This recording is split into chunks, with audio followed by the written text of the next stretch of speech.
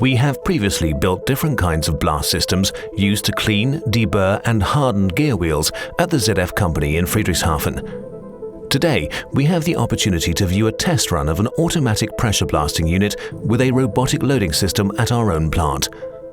This system was completely enclosed in a noise protection enclosure equipped with sealing elements. The soundproof walls have 2 access doors and 2 inspection windows on the front and right side of the enclosure. With a blasting pressure of 5 bar, the sound pressure level outside the housing can be reduced to less than 75 dBA. The SPS control system of the unit is designed for 100 blasting programs. The mobile operator panel is very helpful when setting up parameters for new workpieces. The appropriate workpiece types are first manually selected using the inputs for the blasting process and the robot control system. A roller table is used to separate and feed the workpieces to the robotic loading system. The blasting process used here to treat so-called planetary gear carriers is as follows. After the automated welding process is complete, loose weld spatter adhering to the interior surfaces of the parallel flanges must be removed. In addition, a residual compressive stress must be induced into the splines of the planetary gear shaft.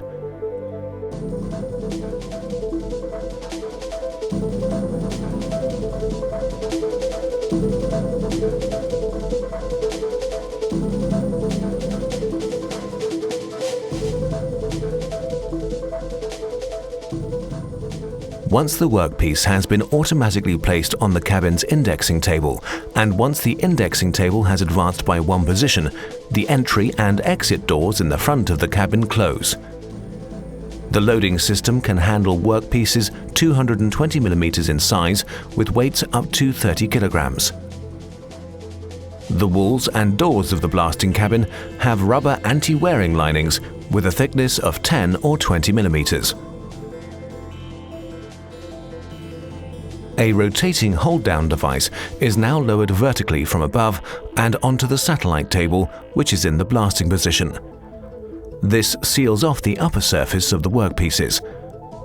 The blasting process, which uses 4 pressure blasting nozzles, can now begin. A vertical nozzle manipulator, which is driven along a linear guide by a servo motor, is used to move the blast nozzles. The 4 blast nozzles are first used to blast the area between the discs of the planetary gear carriers, which frees them of scale and loose weld splatter. Once blasting is done, as a rule this takes about 120 seconds, the blasting nozzles shut down and the hold-down device retracts upward. In the case of some workpieces, there is an area that must be additionally hardened. To accomplish this, 2 nozzles pointed vertically at the shaft are used to blast these areas, including, for example, splines on the shaft, and this creates a residual compressive stress of 0.2 Alman. The indexing table advances to the next position. There, the workpieces are blown off with compressed air. In the 3rd phase of the process, the satellite table advances yet again by 1 position, and a gripper removes the workpiece.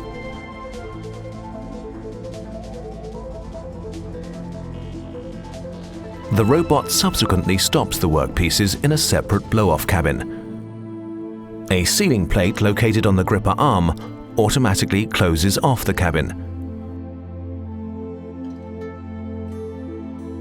Once in this position, the workpieces are automatically rotated in both directions so that the blow-off nozzles can reliably empty all of the scoop-like spaces in which materials can collect.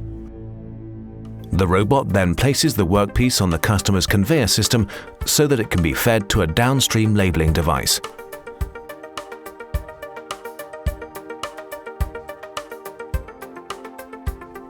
A screw conveyor transports the abrasive collected in the cabin hopper to a bucket elevator.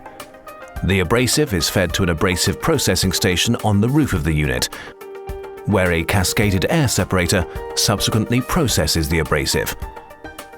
A uniformly thin veil of abrasive is created with the help of a cone, and the fine material is extracted from the veil of abrasive.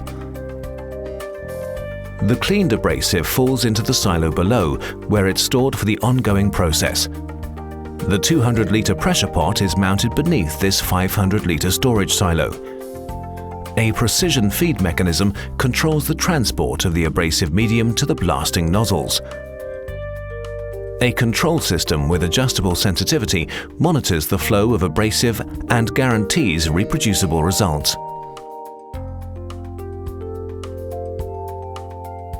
The dust-laden air from the air separator and the cabin is extracted using a cartridge filter system with a volume flow of 2,400 cubic meters an hour.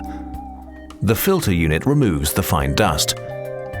Using the associated control system, the cartridges themselves are cleaned using cleaning impulses whose predefined intervals determine the time and intensity with which the filter elements are cleaned, so that the unit can be adjusted on a case-by-case basis to the blasting conditions and dust load.